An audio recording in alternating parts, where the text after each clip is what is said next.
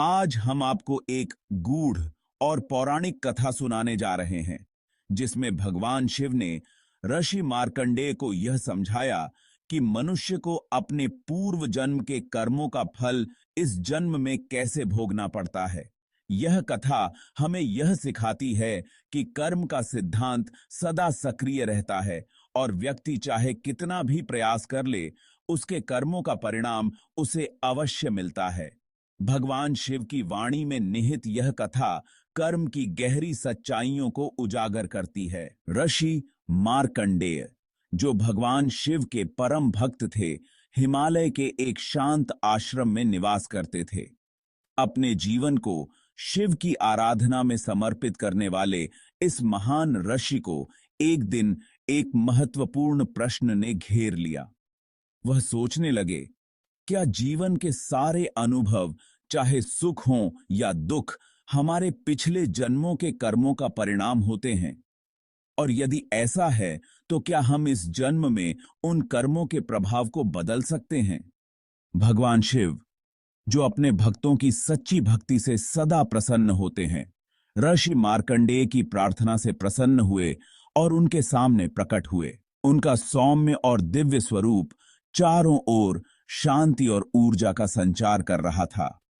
भगवान शिव ने कहा, हे मार्कंडेय, तुमने एक अत्यंत महत्वपूर्ण प्रश्न पूछा है। मैं तुम्हारे इस प्रश्न का उत्तर दूंगा, लेकिन पहले मैं तुम्हें एक कथा सुनाता हूं, जिससे तुम कर्म और उसके फल को भली भांति समझ सको। भगवान शिव ने अपनी वाणी में ऋषि को एक प्राचीन कथा सुनाना प्रारंभ किया, जो कर्म और उसके परिणामों के महत्व को स्पष्ट करने वाली थी। बहुत समय पहले एक राज्य में राजा चित्रसेन का शासन था। वह राजा बहुत ही वीर, पराक्रमी और प्रजा का ध्यान रखने वाला शासक था। उसने अपने जीवन में कई युद्ध जीते थे और अपने राज्य को समृद्ध और शक्तिशाली बनाया था। परंतु उसके जीवन में एक अजीब बात थी। वह निस्संतान था। कई प्रयासों के बावजूद उसे संतान की प्राप्ति नहीं हो रही थी। वह और उसकी रानी इस बात से बहुत दुखी रहते थे। राजा ने कई ऋषि मुनियों से यह जानने की कोशिश की कि आखिर उसकी यह स्थिति क्यों है। आखिरकार एक दिन एक महात्मा ने उसे बताया कि उसका यह दुख उसके पूर्व जन्म के कर्मों का परिणाम है। उसने पूर्व जन्म में कुछ ऐसे कर्म किए थे जिनके कारण उसे इस जन्म में संतान प्राप्ति का सुख नहीं मिल रहा है। महात्मा ने ध्यान लगाकर राजा के पूर्व जन्म की कथा सुनाई। उन्होंने बताया, हे राजन, तुम्हारे पूर्व जन्म में तुम एक धनी व्यापारी थे, लेकिन लोभ और स्वार्थ के कारण तुमने कई अनैतिक कार्य किए। तुम्हारी संपत्ति दूसरों को धोखा देकर और उनका शोषण करके बढ़ी थी। इस कारण तुम्हें अपने अगले जन्म में इस दुख का सामना करना पड़ रहा है। यह कर्मों का सिद्धांत है, जो कभी भी किसी के साथ अन्याय नहीं करता। राजा चित्रसेन को यह सुनकर गहरा धक्का लगा। उसने अपने कर्मों का फल समझा और यह भी जाना कि पूर्व जन्म के कर्मों से बच पाना असंभव है।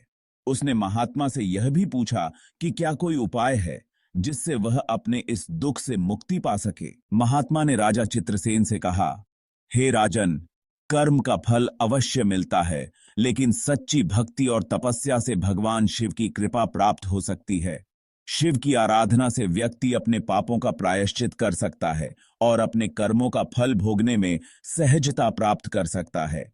तुम्हें भगवान शिव की आराधना करनी चाहिए और वे तुम्हारे दुखों का निवारण करेंगे। राजा चित्रसेन ने महात्मा की सलाह मानी और भगवान शिव की घोर तपस्या शुरू कर दी। उसने कई वर्षों तक कठोर तप किया और अंत में उसकी भक्ति से भगवान शिव प्रसन्न हुए। भगवान शिव ने उसे आशीर्वाद दिया और कहा, हे राजन, तुम्हारे पूर्व जन्म के कर्मों का फल अवश्य भोगना होगा, लेकिन अब तुम्हारी तपस्या और भक्ति के कारण तुम्हें इस दुख से मुक्ति मिलेगी। तुम्हारे जीवन में सुख और समृद्धि लौटेगी और तुम्हें संतान की प्राप्ति भी होगी। भगवान शिव के आशीर्वाद से राजा चित्रसेन के जीवन में सुख समृद्धि लौट आई। उसे संतान की प्राप्ति हुई और उसके राज्य में चारों ओर खुशहाली फैल गई। राजा ने अपने जीवन के बचे हुए समय को धर्म और न्याय के मार्ग पर चलते हुए बिताया। उसने यह अनुभव किया कि कर्म का फल अवश्य मिलता है, लेकिन भक्ति और प्रायश्चित से जीवन को सुखमय बनाया जा सकता है। राजा चित्रसेन ने यह भी सीखा कि जीवन में सदा अच्छे कर्म करने चाहिए, क्योंकि हम जो भी कर्म करते हैं उनका फल हमें किसी न किसी जन्म में अवश्य भोगना पड़ता है। उसकी यह कथा एक प्रेरणा बन गई कि मनुष्य को अपने कर्मों पर सदैव ध्यान देना चाहिए। भगवान शिव ने ऋषि मार्कंडेय से कहा, यह कथा इस बात का प्रमाण है कि मनुष्य के सभी कार्यों का लेखा जोखा रखा जाता है। चाहे वह जीवन में कितने भी महान या शक्तिशाली क्यों न हो, उसे अपने कर्मों का फल अवश्य भुगतना पड़ता है। कर्म का चक्र अटल है, लेकिन सच्ची भक्ति, प्रायश्चित और तपस्या से हम अपने दुखों को कम कर सकते हैं। भगवान शिव के इन वचनों से ऋषि मार्कंडेय का संदेह दूर हो गया। उन्होंने समझ लिया कि कर्म का सिद्धांत हमेशा सक्रिय रहता है और इसे कोई टाल नहीं सकता। यह जीवन का नियम है कि पूर्व जन्म के कर्मों का फल इस जन्म में अवश्य भोगना पड़ता है, लेकिन सच्ची भक्ति और तप से मनुष्य अपने कष्टों को कम कर सकता है। भगवान शिव के आशीर्वाद से राजा चित्रसेन के जीवन में सुख समृद्धि लौट आई। उसे संतान की प्राप्ति हुई और उसके राज्य में चारों ओर खुशहाली फैल गई।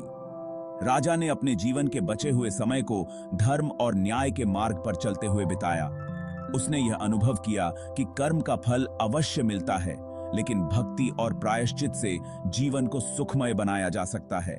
राजा चित्रसेन ने यह भी सीखा कि जीवन में सदा अच्छे कर्म करने चाहिए, क्योंकि हम जो भी कर्म करते हैं उनका फल हमें किसी न किसी जन्म में अवश्य भोगना पड़ता है।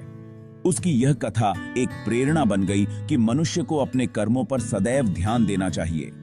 भगवान शिव ने ऋषि मार्कंडेय से कहा, यह कथा इस बात का प्रमाण है कि मनुष्य के सभी कार्यों का लेखा जोखा रखा जाता है। चाहे वह जीवन में कितने भी महान या शक्तिशाली क्यों न हो, उसे अपने कर्मों का फल अवश्य भुगतना पड़ता है। कर्म का चक्र अटल है, लेकिन सच्ची भक्ति, प्रायश्चित और तपस्या से हम अपने दुखों को कम कर सकते हैं। भगवान शिव के इन वचनों से ऋषि मार्कंडेय का संदेह दूर हो गया। उन्होंने समझ लिया कि कर्म का सिद्धांत हमेशा सक्रिय रहता है और इसे कोई टाल नहीं सकता। यह जीवन का नियम है कि पूर्व जन्म के कर्मों का फल इस जन्म में अवश्य भोगना पड़ता है, लेकिन सच्ची भक्ति और तप से मनुष्य अपने कष्टों को कम कर सकता है।